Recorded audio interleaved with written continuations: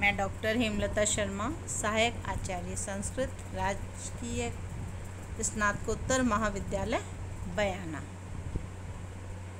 BA द्वितीय वर्ष संस्कृत के पाठ्यक्रम में निर्धारित अभिज्ञान शाकुंतल के प्रकृति चित्रण के विषय में हम आज अध्ययन करेंगे। विश्व के विशाल साहित्य में कालिदास को बाह्य जगत का सर्वश्रेष्ठ साहित्यकार माना है। प्राकृतिक वर्णन में कालिदास ने जो मनोरम काव्य रचना की है वह साहित्य जगत में अद्वितीय है। कालिदास के काव्यों में प्रकृति वर्णन में इतनी सजीवता, रमणीयता, भव्यता और स्वाभाविकता है कि पाठक और श्रोता का मन बरबस ही रम जाता है। कालिदास का विश्व प्रसिद्ध नाटक अभिज्ञान शाकुंतलम प्राकृतिक छटाओं से युक्त है।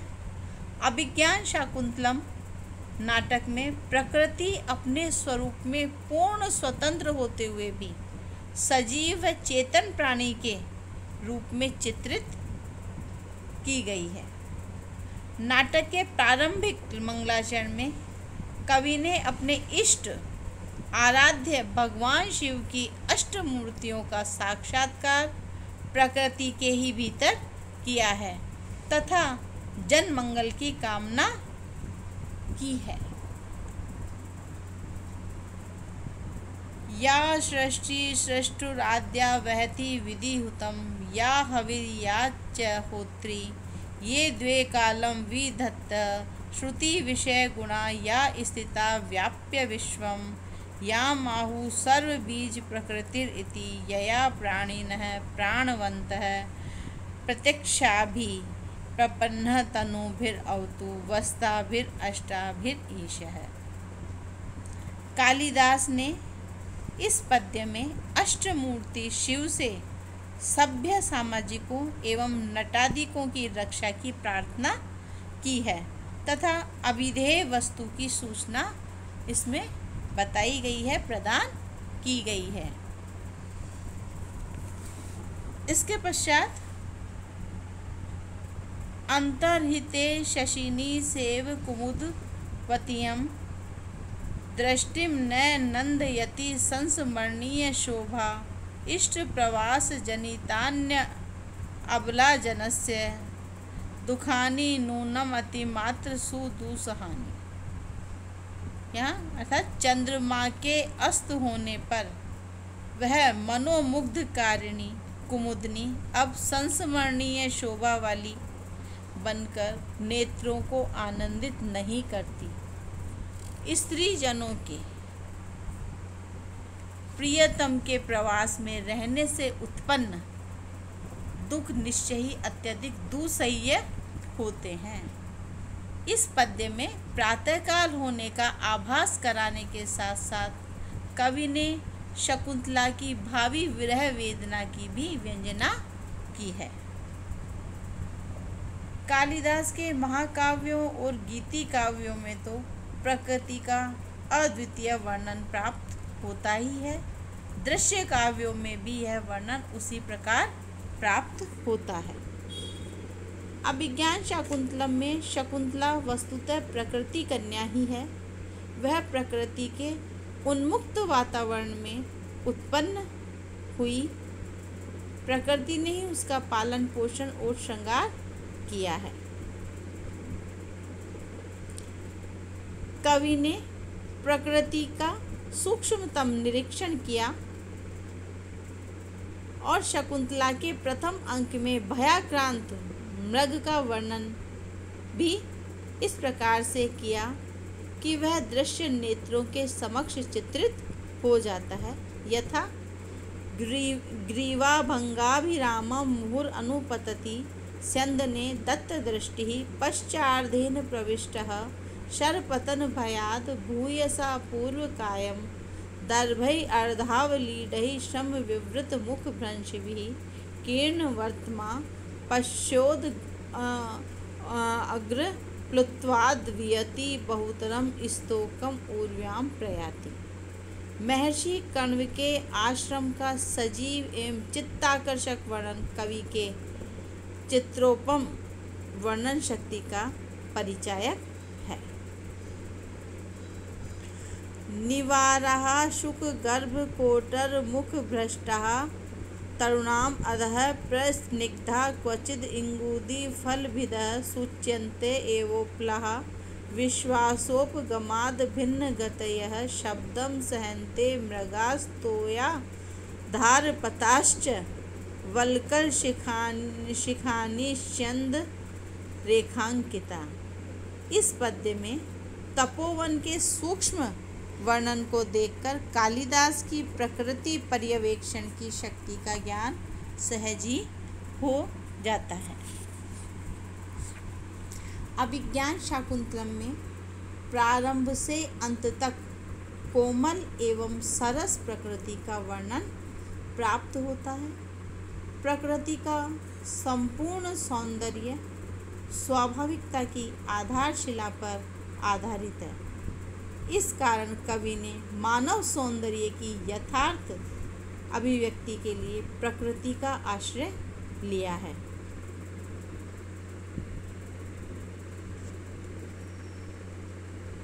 इस पद्य में प्राकृतिक उपादानों के माध्यम से अभिव्यक्त तथा रमणीयता, मुग्धता एवं उपभोग योग्यता आदि से मंडित शकुंतला का सौंदर्य किसे नहीं लुभा देता है को व्यक्त किया है। अनाघ्रातम पुष्पम किसलयम अलूनम कर रूहिर अनाविद्धम रत्नम मधु नवम अनास्वादित रसम अखंडम पुण्यानाम फलम इव च तद्रूपम अनघम न जाने भोक्तारम कम इह समुपस्थास्यति विधि। इस पद्य में शकुंतला के सौंदर्य का वर्णन करते हुए प्राकृतिक उपमानों से उसे अभिन्न बताया। शकुंतला के सहज रूप लावण्य का मूर्तिमान रूप उपस्थित करने के लिए कवि ने शैवाल से आवृत कमल तथा कलंक से मंडित चंद्रमा से सहायता ली है। यथा सरसिज मनुद्धम शैवलेनापि रम्यम मलिनम अपि हिमांशो लक्ष्म लक्ष्मी तनोति इयम अधिक मनोज्ञा वल्कलेनापि तन्वी किमिव हि मधुराणाम मंडनम न आकृति नाम। प्रकृति में चेतनता अर्थात सजीवता और मानवीय वृत्तियों का आरोप यह कालिदास की प्रकृति वर्णन की सबसे बड़ी विशेषता रही है। अपनी अलौकिक कल्पना शक्ति और प्रतिभा के द्वारा प्रकृति में भाव प्रवणता, गतिशीलता तथा चेतना का संचार कर दिया है। शाकुंतलम नाटक में कालिदास ने प्रकृति को मानव की सहचरी बना दिया है तथा मानव और प्रकृति की घनिष्ठ व रागात्मक भाव संबंध की अभिव्यक्ति की है। यहाँ रम्यांतरः कमलिनी हरितैः सरोभिश्छाया द्रुमहि नियमितार्क मयूख तापः भूयात् कुशे शर्जो मधुरेणुरस्यः शांतानुकूल पवनश्च शिवश्च पंथः। प्रकृति शकुंतला में और शकुंतला प्रकृति में पूर्णतः घुल मिल गई है। इसलिए शकुंतला की विदाई के समय जहाँ वन देवी उसके निमित्त वस्त्राभूषण समर्पित करती है, वहाँ उसके वियोग की कथा से समस्त तपोस्थली व वनस्थली सौंदर्य रहित होकर मानव करुणा का आवास बन जाती है।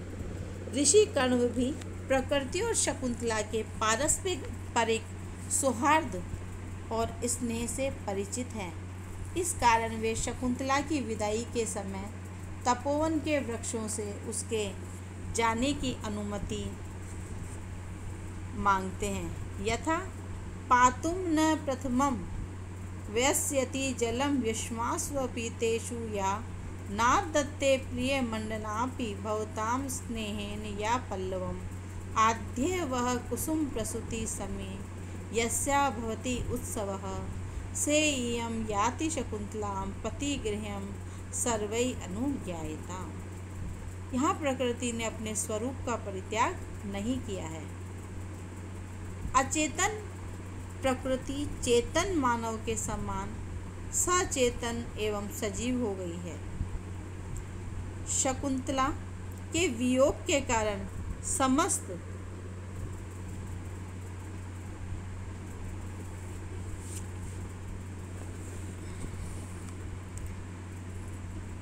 तपोवन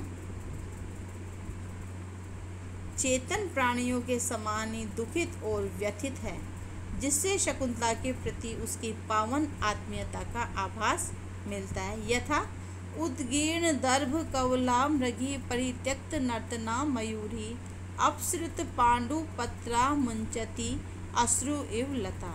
शकुंतला भी जाते समय प्रकृति के प्रति अपने स्नेह और प्रेम को व्यक्त कर रही है। वह नव ज्योत्सना का आलिंगन करती है। प्रसवा मृगी के प्रसव की सूचना भेजने के लिए अपने पिता कण्व से कहती है। पुत्रवत पालित मृग शावक उसे रोकने की चेष्टा करता है। इस प्रकार सारी प्रकृति अन्य पात्रों के समान सजीव रूप बन गई है। नाटक का प्रारंभ ग्रीष्म ऋतु के वर्णन से होता है और इस बीच की सारी क्रियाएं प्रकृति के वितान रूप आश्रम में होती है और उसका अवसान अर्थात समापन भी मारीच के पवित्र आश्रम में होता है। इस प्रकार प्रकृति मूक होते हुए भी सजीव, प्रत्यक्ष, व्यापक एवं अंतरंग है। इस प्रकार बाह्य जगत के चित्रण में, प्राकृतिक चित्रण में कालिदास ने जो मनोरम काव्य रचना की है, उसके लिए पंडित बलदेव उपाध्याय ने कालिदास के प्रकृति प्रेम साधना का मार्मिक वर्णन करते हुए कहा है कि कालिदास प्रकृति देवी के प्रवीण पुरोहित थे। उनके सूक्ष्म दृष्टि से प्रकृति के सूक्ष्म रहस्यों को सावधानता से हृदयंगम किया था। उनके प्राकृतिक वर्णन इतने सजीव हैं कि वर्णित वस्तु हमारे नेत्रों के समक्ष नाच उठती है। बाह्य प्रकृति का सूक्ष्म निरीक्षण करना तथा उसका मार्मिक अंश ग्रहण करना कालिदास की महती विशेषता है। मनुष्य तथा प्रकृति दोनों का मंजुल संपर्क तथा अद्भुत एक रास्ता दिखाकर कवि ने प्रकृति के भीतर स्फुटित होने वाले हृदय को पहचाना है। भारतीय प्राकृतिक वर्णनों में एक विचित्रता है। पाश्चात्य कवियों के वर्णन प्रायः आवरणहीन होते हैं, परंतु संस्कृत कवियों के वर्णन अलंकृत होते हैं। ये महाकवि प्रकृति को सुंदर अलंकारों से सजाकर पाठकों के समक्ष लाते हैं। महाकवि कालिदास के भी वर्णन नितांत सूक्ष्म, सुंदर तथा संश्लिष्ट रूप में है। अतः यह कहना अत्युक्ति नहीं है कि कालिदास मूलतः प्रकृति प्रेमी कवि हैं और उनकी काव्य कला का प्रारंभ प्रकृति चित्रण से ही होता है तथा उसमें उत्तरोत्तर विकास एवं परिमार्जन होता गया है। तो बच्चों, हमने आज कालिदास का जो ग्रंथ अभिज्ञान शाकुंतलम है उसका प्रकृति चित्रण का अध्ययन किया है। आज इतना ही। धन्यवाद।